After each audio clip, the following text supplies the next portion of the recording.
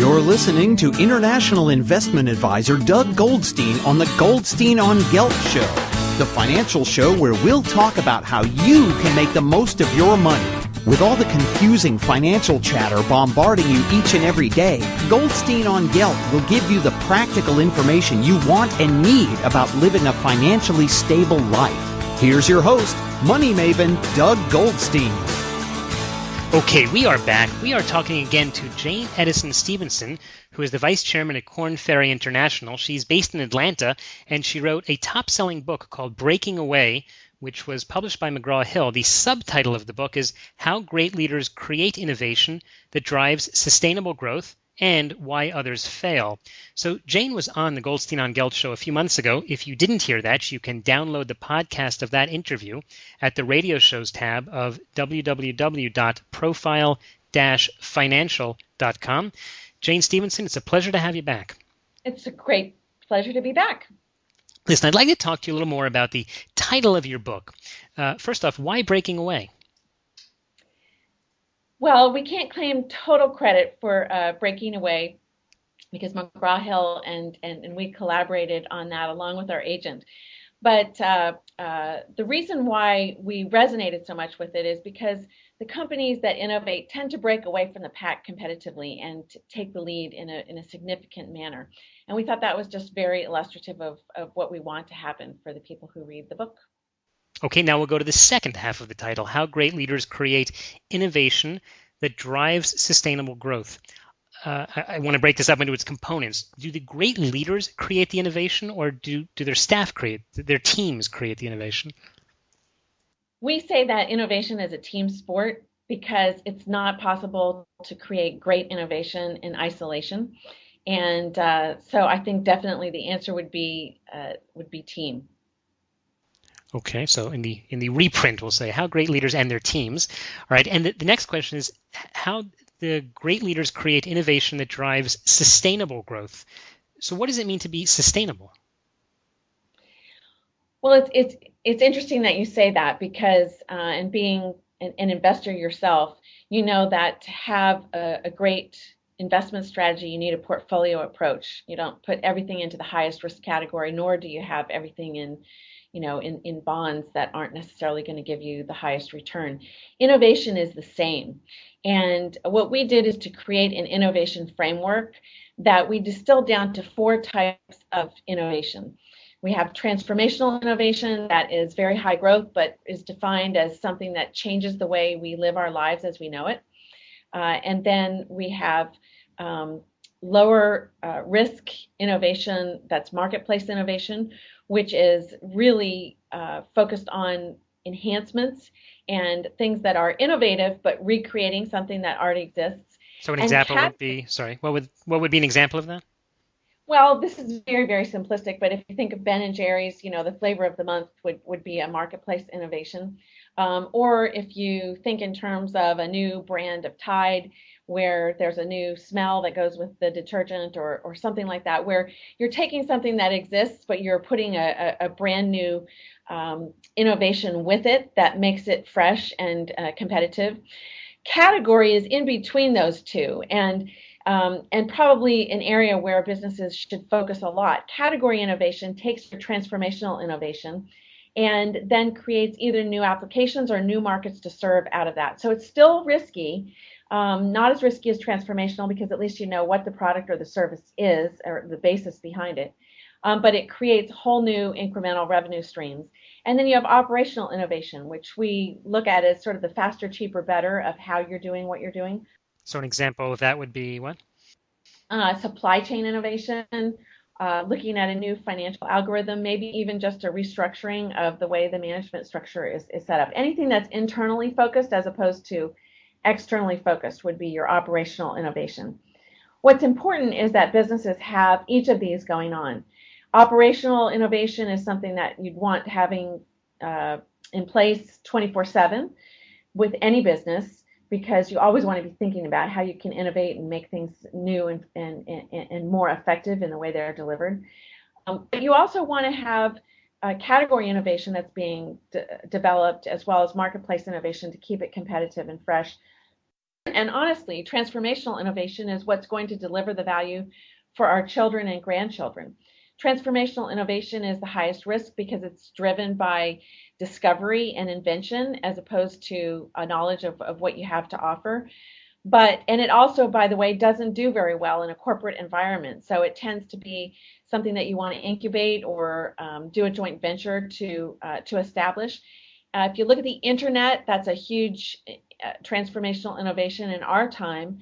And it took depending which source you believe, research-wise, we found it was 40 to 50 years until it was socially adopted in any way that had commercial value. So you figure that's probably, in today's world, the average CEO tenure is 5 years or less.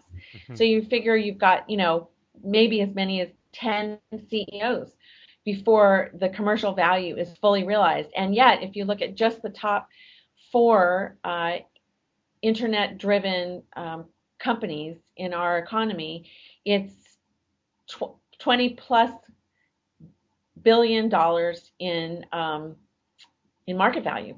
So when it comes to fruition, it's huge, but it takes a lot longer. So that's why I think it's so important that you've got a portfolio approach and you have companies who sustain the growth because they have major innovation in the category level. They've got that is going to hit at some point in time, the marketplace innovation that's keeping things fresh and the competitive engine revving, and operational innovation, which helps you to do what you're doing and deliver it in the most cost-effective manner. Okay, we're talking right now to Jane Stevenson, who was on the show before. In fact, if you missed her previous fabulous interview, you can download the podcast at the radio shows tab of www.profile-financial.com. Jane's been talking to us for a few minutes now about the different types of innovation, transformational, category, marketplace, right, and operational. You got it. And each of these have sort of a different personality. I would suspect that different types of companies are stronger in one area than in another.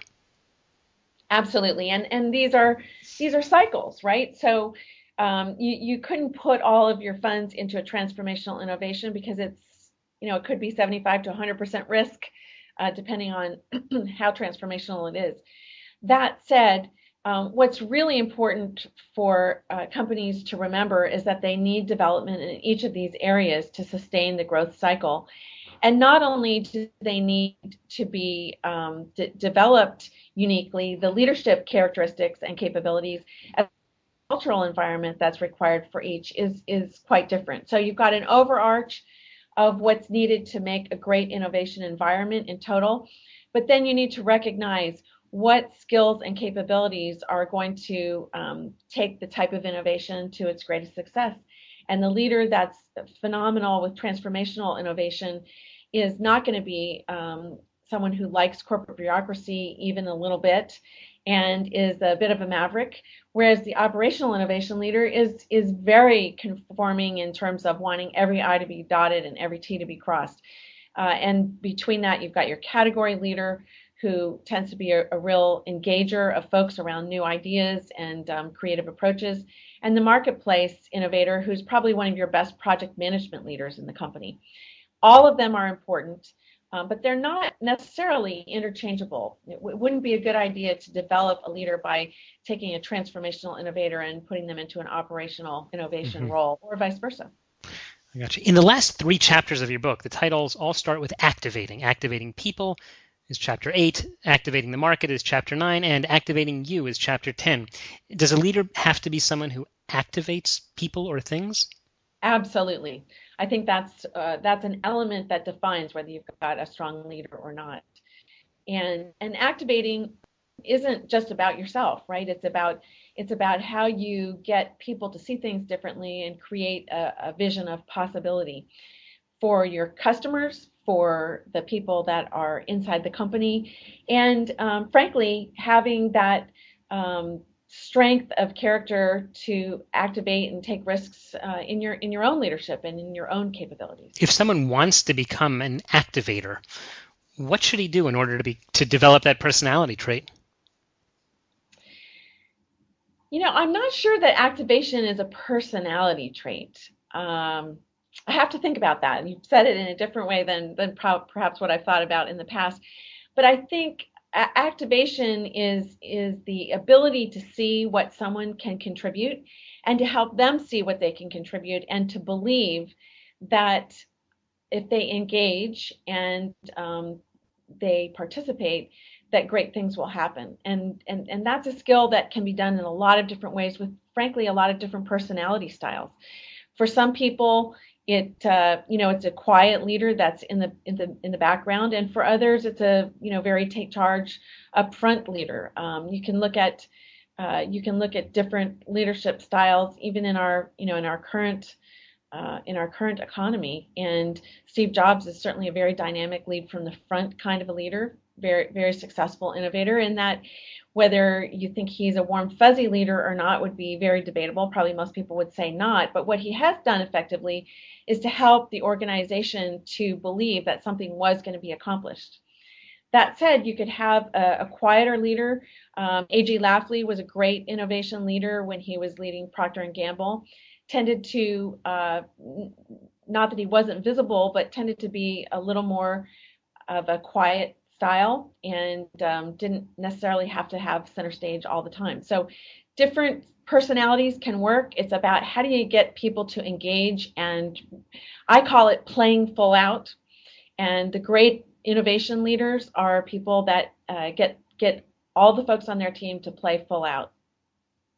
Okay, that sounds fabulous. We have been talking once again to Jane Stevenson. She wrote the book with her co-author Bilal Kafarani called Breaking Away: How Great Leaders Create Innovation That Drives Sustainable Growth and Why Others Fail. She was on the show before, so if you missed the previous interview, you can download the podcast at the radio shows tab of www.profile-financial.com. Jane, in the last few seconds, could you just tell people how they can follow your work? Absolutely. Sign in on www.breakingawaythebook.com. And you'll see a lot of information about the book. You can order the book through any online bookseller or in a major bookstore, published by McGraw-Hill in April of this year. Okay. Great. Jane Stevenson, thanks very much again for being with us today. I hope we'll have you back on the show again soon. Thank you so much, Doug. It was great to be here. All right, take care. You've been listening to the Goldstein on Gelt Show with money maven Doug Goldstein. Doug's weekly radio show is heard around the world, but if you miss it, you can download the podcast at www.goldsteinongelt.com. The Goldstein on Gelt Show gives you up-to-date financial ideas so you can get on the path to financial freedom. If you'd like your questions answered on the air or off, send Doug an email to doug@profile-financial.com. It's your money for your future, so join Doug every week to build your wealth on the Goldstein on Gelt Show.